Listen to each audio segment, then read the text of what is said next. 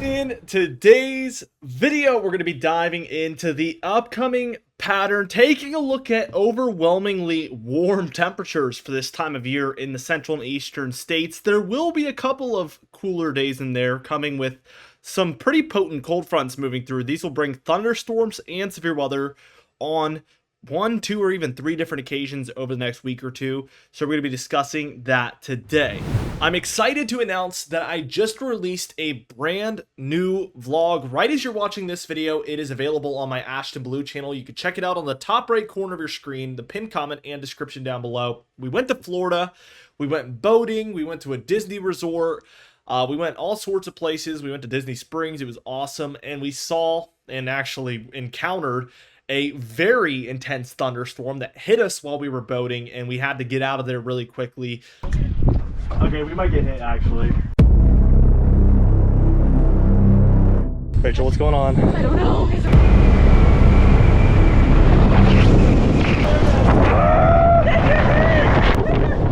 Oh, get us out of here! Check it out today. Subscribe to that channel, like I said, like the video and comment down below that video because it helps me out so much as I'm just beginning to grow that channel. It helps it get suggested to more people, which is very, very hard to do when you're first starting out. So that would mean the world to me if you guys would just go do those three things over on that channel. With all that being said, let's dive into it. And we're looking at the temperature anomalies right now just to kind of show you how warm things are going to be.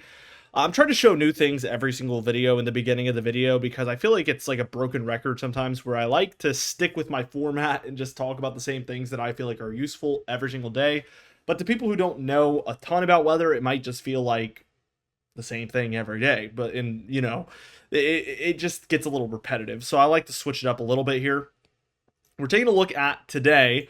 And it's actually pretty decent in the east. It's very neutral if you were to take this area as a whole, where there's some light oranges, some light blues, maybe a little bit of yellows and a little bit of reds, but overall we're within 5 degrees of normal in most areas in here, so it is very, very seasonable. Out west is where things get a little crazy, where we have, you know, the deep blues and greens, and then the reds and the browns out here. So this is like, we're talking huge departures. We're talking 15, 20, 25 degrees outside of the norms, basically, in the above direction out here and in the below direction out here. So crazy, crazy contrast in the temperatures out west. But mainly, I want to talk about how Monday, we're starting to warm in the east and cool in the west. And then by Tuesday, especially along that eastern seaboard and up near the Great Lakes and even areas of Canada, we're very, very far above normal. But we do have our severe weather event that is ongoing by this point, and it's coming with a cold front here. And that is going to sweep in and disrupt that warm air, as you can see, a little bit. We do rebound very quickly here for late this week, Thursday, the May 1st, Friday on the 2nd.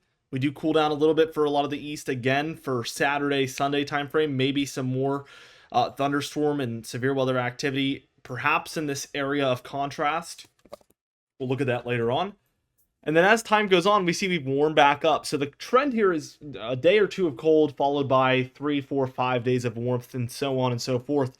Typically, we do see these variations. Like there, we see another cold front. Call this a backdoor cold front when it's kind of coming in directly from the north like this.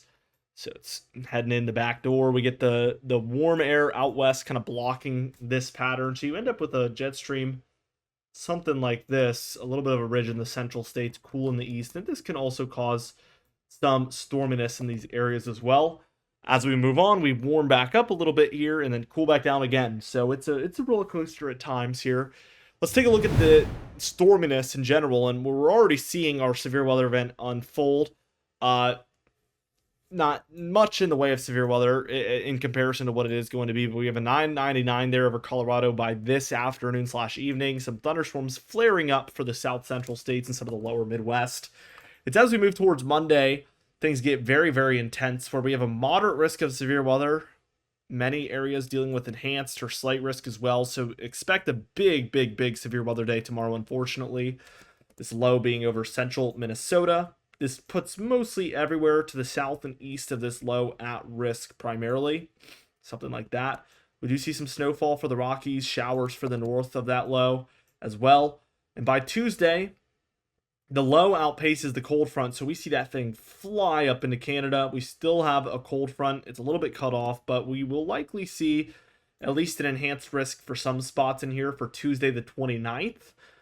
Outside of that, there's also going to be numerous other levels of threat. And then for Wednesday, on the 30th, we do see some thunderstorms around for areas further south from this particular event. Some rocky snowfall occurring as well still by this point.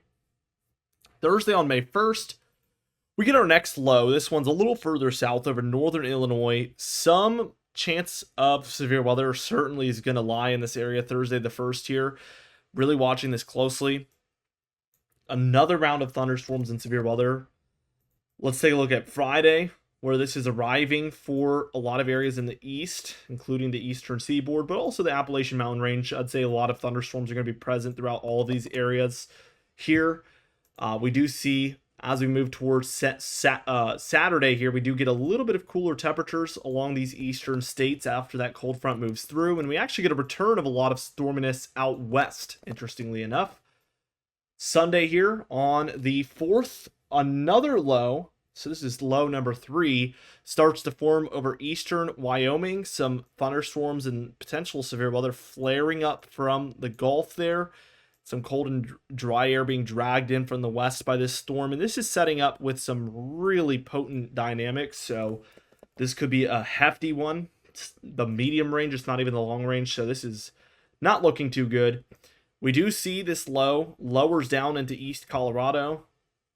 Clearly a cold front right here. This would be bringing massive areas of thunderstorms and severe weather throughout the plains. Again, it's Monday the 5th. As we move towards Tuesday the 6th, same thing. It's moving eastward though. Wednesday on the 7th, we continue to see this threat. The low has diminished, probably going to take away some of the severe weather threat if that occurs. Wednesday the 7th here. As we keep going towards Thursday the 8th, this moves into more of the Midwest, deep south Ohio Valley area.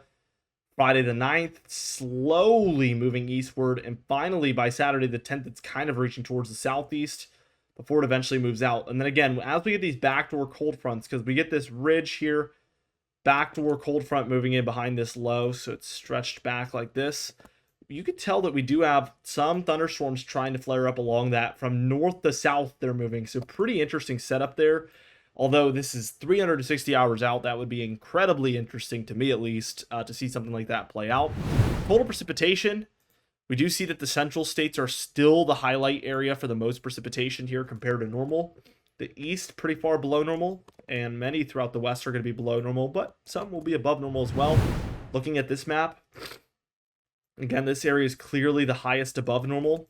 The east overall is a little bit below normal, to even quite moderately below normal for some areas. And then pretty close to normal out west, some below, some above, but it's all really, really close to the average. Now for the Storm Prediction Center outlooks, here's day one. Again, we do have a threat present. We do have a general thunderstorm risk there in the lighter greens where we expect general thunderstorms, but no severe weather is expected. But of course, anything's possible, so heed every watch, warning, and advisory. Dark green areas there is your level 1 marginal risk where we expect isolated severe weather today on Sunday the 27th. And then the yellow there throughout the plains from south to north, we have a level 2 slight risk where we expect a little bit more scattered about severe weather reports to come in. Now, as we move towards tomorrow, day 2, which is the big day, we do see 2 general thunderstorm risk areas, a marginal risk, a slight risk that is huge, an enhanced risk there in the orange, which is a level 3 enhanced risk. That is where we expect a little bit more widespread severe weather, but then for Minnesota, Wisconsin, Iowa, level 4 moderate risk. That is the second highest risk level that there is, so it's a 4 out of 5. And moderate doesn't really do it any justice, the name moderate risk. High risks are usually something that you see maybe once or twice a year. Moderate risks, it's more like 3, 4, 5 times you'll see them pop up. But they are reserved for extremely high-end severe weather events, and it honestly should be marginal, slight, enhanced, high, and then highest or higher, because moderate risk is very, very high still. Just wanted to put that out there. Day 3 here, we see it stretches out across a lot of the southern plains, Midwest, Ohio Valley, Great Lakes, Northeast, Mid-Atlantic, really stretching out. The enhanced risk being for Ohio, Pennsylvania, and New York, actually. So pretty north-based threat there. Really, really interesting. And then for day 4, we do have an outlook as well. A 15% chance area near the North Texas area, mostly like Dallas area and surrounding regions in Northeast Texas. That's going to roughly translate to a slight risk, but we'll see tomorrow because it'll be on the categorical outlook by tomorrow's video. With all that being said, be sure to subscribe. We upload every single day. You can even hit the bell icon for daily notifications when we upload so you never miss one. Be sure to like the video if you did enjoy it. Leave a comment down below, and I'll see you guys in the next video.